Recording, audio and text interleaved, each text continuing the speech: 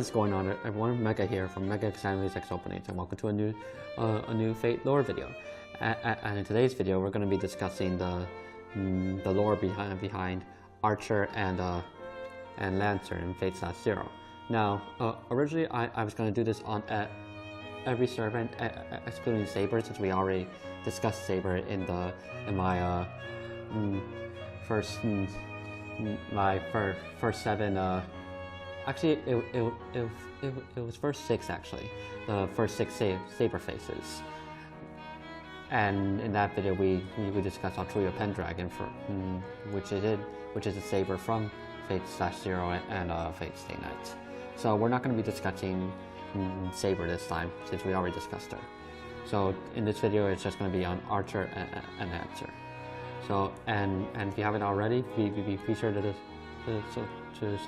subscribe to receive updates for whenever I post new videos. And if you want to talk to me on a daily basis, you can also check out my Discord, Mega Reality Marble, which the link is in the description. So without further ado, let's begin. So firstly, let's start with Archer. Archer's true name is Gilgamesh. He is a demigod who ruled the Sumerian city and state of Urk, the capital city of ancient Mesopotamia in the BC area. He is said to actually have existed, believe it or not, and he ruled during the Summer dynasty, the Sumer dynasty. My mistake, not Summer dynasty. It's the Sumer dynasty, 5,000 years ago. He was the king of heroes who possessed all things in the world, and whose tale is recorded in mankind's oldest epic poem, the Epic of Gilgamesh. Gilgamesh is the most powerful existence among the servants in both the 4th and the 5th Holy Grail War, and the strongest heroic spirit.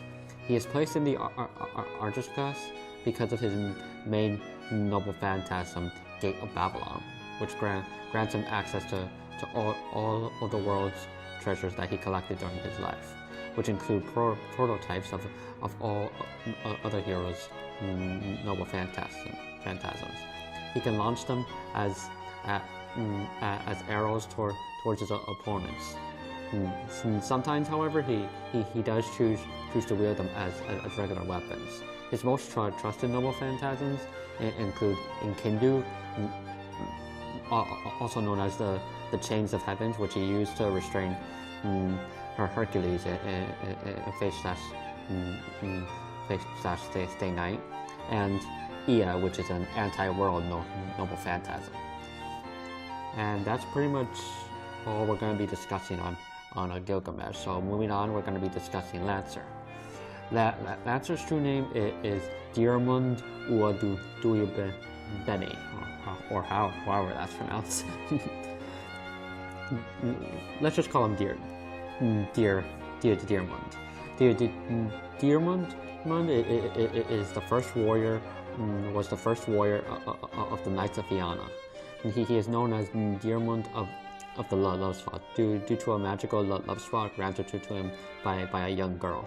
Any woman who gazes upon the spot instantly falls in love with him, which eventually leads to an encounter with Granee, the bride of Fionn mac Cumhale. Granee, having fallen in love with Dirmuid at her wedding party, placed a geese upon him to run away with her. It is said that even while at large, Dirmuid stuck to his fidelity to Fionn, and did not lay a finger on Granee. They were pursued relentlessly by Fanine, however, but after much blood was shed, he decided to recognize their marriage and granted Dirmuid a proper title and land, and welcomed them back as subjects. Later, however, while hunting with Fionn, Dirmuid was fatally injured by a demon boar, the reincarnation of his half-brother. Fionn, who had the ability to transform spring water into a powerful healing agent, was with them, so he had no fear of death. Fionn only needed to walk a few steps to the nearby spring. but with jealousy and hatred towards Dirmuid on his mind, he spilled the water twice. And by the third time he went to scoop the water, Dirmuid had already succumbed to his wound. But believe it or not, the story of this tragic love affair will later actually become the model for the story of Lancelot and Guinevere.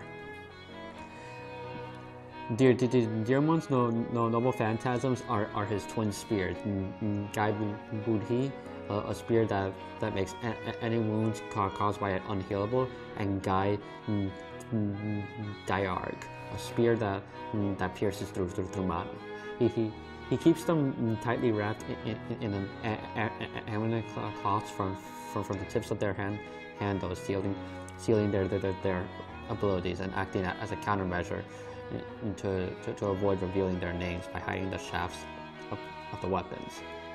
Their abilities begin working immediately after undoing their bindings.